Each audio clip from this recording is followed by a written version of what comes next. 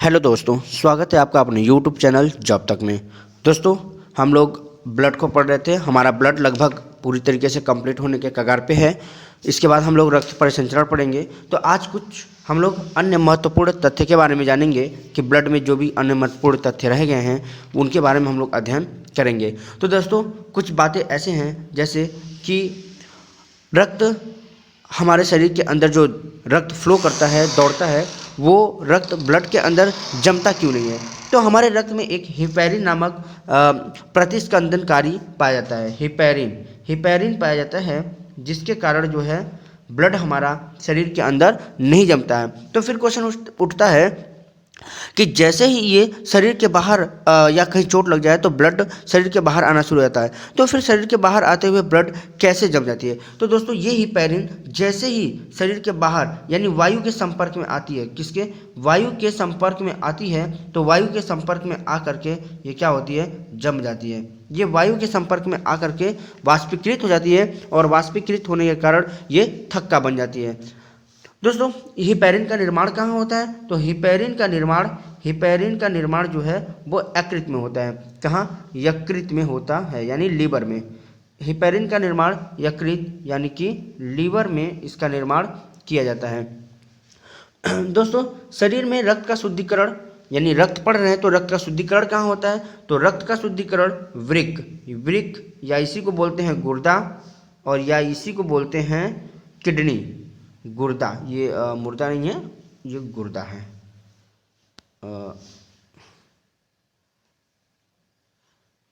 गुर्दा यानी गुर्दा, या फिर इसी को बोलते हैं किडनी।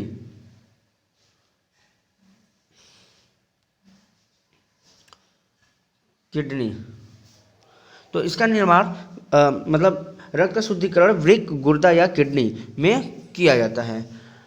दोस्तों, हृदय का कार्य क्या है, रक्त को पंप करना।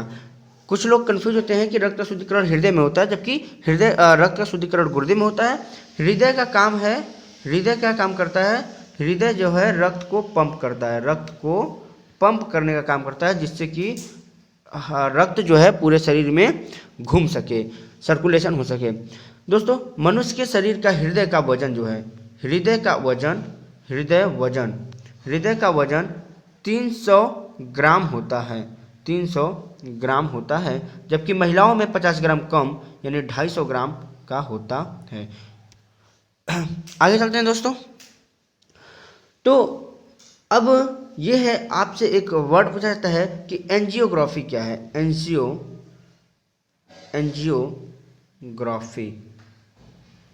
एंजियोग्राफी। तो दोस्तों, एंजियोग्राफी जब धमनियों में रुकावट आती है तो उसकी जांच की जाती है। तो धमनियों में रुकावट की जांच एंजियोग्राफी कहलाती है। धमनियों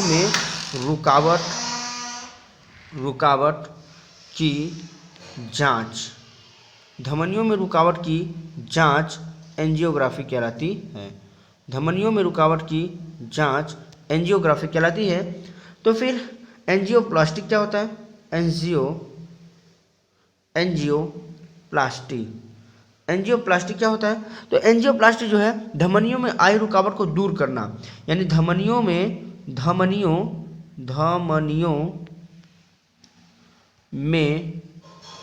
आई रुकावट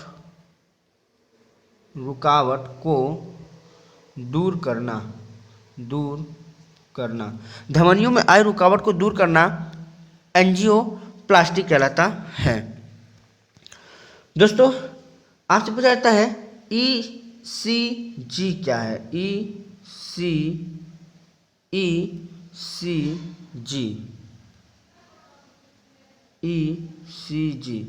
दोस्तों, ECG क्या है। तो ECG जो है वो हृदय की जांच होती है। क्या, हृदय की जांच जो है, हृदय की जांच ECG कहलाती है। दोस्तों, आपसे पूछा जाता है एक यूनिट, यानी जो ब्लड डोनेट वगैरह किया जाता है, तो आपसे पूछा जाता है कि एक यूनिट ब्लड में मतलब कितना ml होता है। तो एक यूनिट ब्लड में 350 ml, WHO के मुताबिक 350 ml होता है। वैसे 350 से 400 ml तक एक यूनिट ब्लड होता है। दोस्तों, ब्लड बैंक में रुधिर को 4.4 यानी 4.45 डिग्री सेंटीग्रेड के तापमान पे सुरक्षित रखा जाता है। रुधिर बैंक में रुधिर को सुरक्षित रखने के लिए किसका उपयोग किया जाता है? सोडियम साइट्रेट, यानी सुरक्षित रखने के लिए सोडियम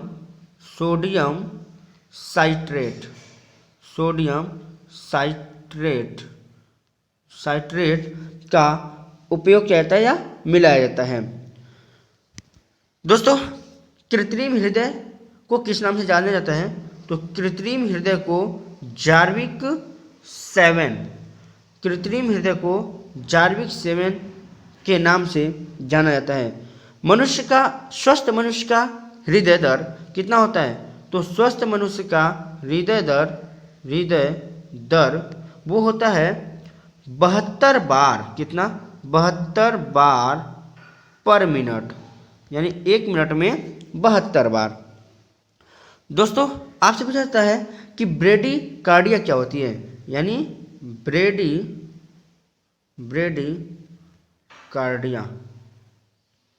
ब्रेडिकार्डिया। दोस्तों, ब्रेडिकार्डिया जो है वो हृदय दर सामान्य से कम हो जाना कहलाता है। यानी हृदय दर सामान्य से कम हो जाना, हृदय दर सामान्य से कम हो जाना ब्रेडिकार्डिया कहलाती है। और आपसे पूछा जाएगा, यानी ब्रेडिकार्डिया कहलाता है। और टेकीकार्डिया क्या होती है?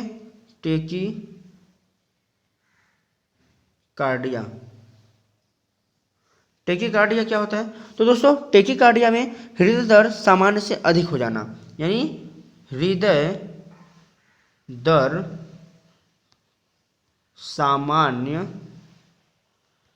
से अधिक। हृदय दर जब सामान्य से अधिक हो जाती है तो उसको हम लोग टेकीकार्डिया कहते हैं। दोस्तों, विश्व हृदय दिवस कब मनाया जाता है? विश्व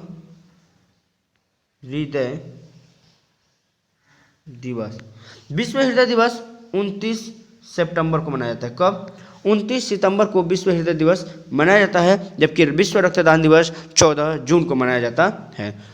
तो दोस्तों, आई होप कि आपको वीडियो अच्छा लगा होगा, आपका नोट सारा तैयार हो गया होगा। दोस्तों, हम लोग पूरी तरीके से ब्लड को पढ़ लिए हैं। अब कुछ फैक्ट हैं कि कौन रक्तदान कर सकता है, कौन नहीं कर सकता है, तो इसको हम लोग किसी वीडियो में पढ़ेंगे। और जो है हम लोग नेक्स्ट डे से हम लोग स्टार्ट करेंगे रक्त परिसंचरण तंत्र, और उसमें हम लोग हृदय के बारे में डिटेल से चर्चा करेंगे। तो दोस्तों, आई होप कि आप बड़ा अच्छा नोट्स बना लिए होंगे, और वीडियो अच्छा लगे तो इसको लाइक, सब्सक्राइब और शेयर जरूर करें।